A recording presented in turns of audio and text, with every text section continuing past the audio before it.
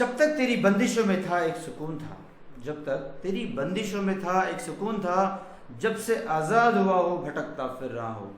ये dark side है, लेकिन यही है आज का टॉपिक है। एंड बिलीव मी दोस्तों, I am telling you today I am coming across with a very interesting topic. But please do subscribe our channel Imperial Money Investment सही फ्यूचर सही। हम लोग आज बात करने वाले हैं रेगुलेशंस की, और रेगुलेशंस जो है वो हमेशा से अच्छे होते हैं। अगर रेगुलेशंस ना हो, बंदिशें ना हो, तो सुकून नहीं रहता, बिकॉज भटकते फिरते हैं। तो एवरीथिंग सी, हमारा देश भी एक रेगुलेशन से चलता है, कॉन्स्टिट्यूशन है, कॉन्स्टिट्यूशन के भरोसे हमारा पूरा देश चल रहा है। तो I believe everything whatever we have it should have the regulation. जिंदगी एक रेगुलेशन से चल रही है, राइट? और इसीलिए इन्वेस्टमेंट के प्रोडक्ट्स भी एक रेगुलेशन के थ्रू ही चलते हैं। बहुत लोगों का मुझे क्वेश्चन आता है एक, जब भी मैं बात करता हूँ, साहब ये डूब तो नहीं जाएगा पैसा, साहब ये पैसा फंस तो नहीं जाएगा, साहब मुझे मेरा पैसा वापस मिलेगा क्या, साहब इतने सारे मेरे को मैंने स्कैम देख लिए, पता नहीं इसमें क्या होगा। तो आज हम लोग इसी टॉपिक पे बात करने वाले हैं। तो आइए चलते एक एक प्रोडक्ट देखते हैं। फिक्स डिपॉजिट रेगुलेटेड है, आरबीआई रेगुलेट करती है, बैंक रेगुलेट करते हैं, राइट? आपका पैसा एकदम सेफ रहता है, 5 लाख तक का इसमें इंश्योरेंस है, लेकिन बैंक में पैसा सेफ होता है, सब लोगों का यही मानना है, and they are also right. So FD ये रेगुलेटेड है ना।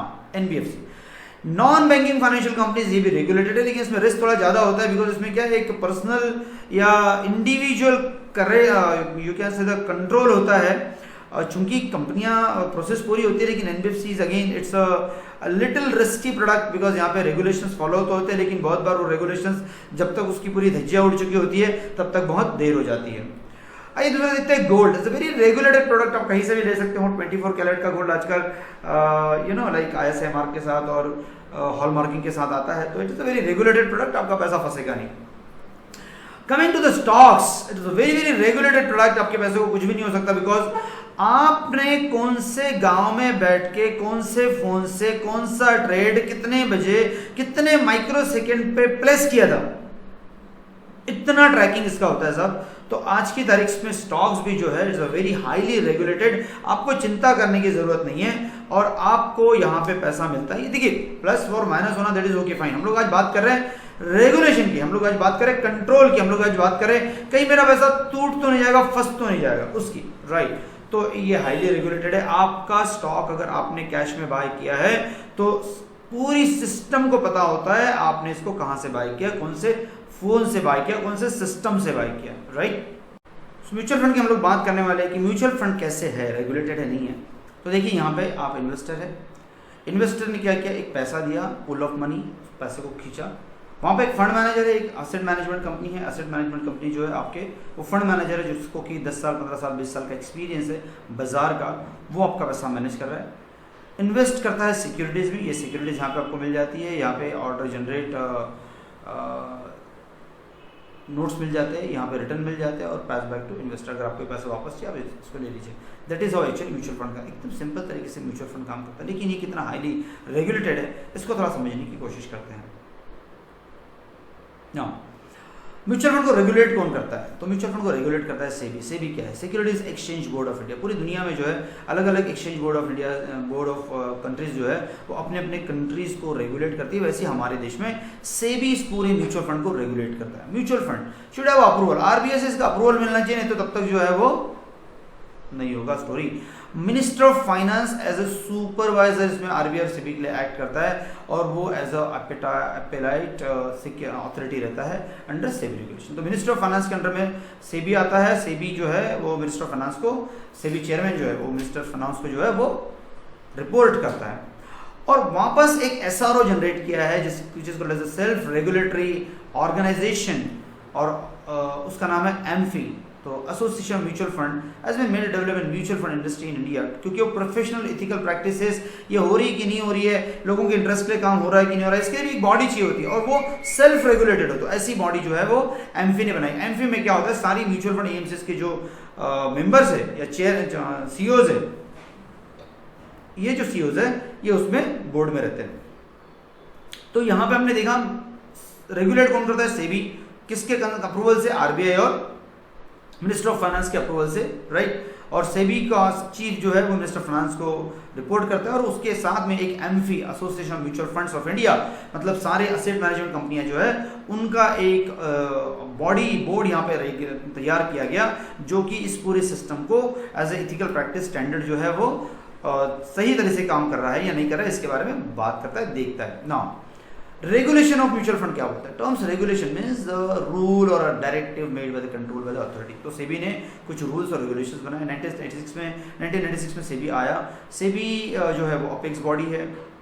अलॉन्ग विद सेबी आरबीआई भी इसको, और company act, stock exchange of India, ये सारी चीज़ें इसके साथ काम करती है। आरबीआई का जो एक्ट है वो रेगुलेटर एज ए स्पॉन्सर करके बोलता है कि नहीं बैंक का स्पॉन्सर होना ज़रूरी है या फिर आपका एक स्पॉन्सर होना ज़रूरी है, specially in the case of fund offering guaranteed return जब होते हैं तब तो बिल्कुल बहुत इंपॉर्टेंट चीज़ होती है। और in order to provide the guaranteed return schemes mutual fund need to take the approval from the RBI. अगर म्यूचुअल फंड ने कोई भी गारंटी वाली बात करी तो उसको आरबीआई से अप्रूवल लेना जरूरी है, नहीं तो म्यूचुअल फंड का लाइसेंस कैंसिल हो जाएगा। ये एक बहुत इंपॉर्टेंट इन्फॉर्मेशन है जो मैं आपको देने जा रहा हूँ ना। अब देखिए, आप ये ग्राफ को मैंने बहुत इंटेंशनली यहाँ पे दिया है ना। ये ग्राफ क्या है? तो आज देखिए, म्यूचुअल फंड जो है वो इतना तेज़ी से काम कर रहा है, और यहाँ से 38 लाख करोड़ उसके असेट हो गए हैं।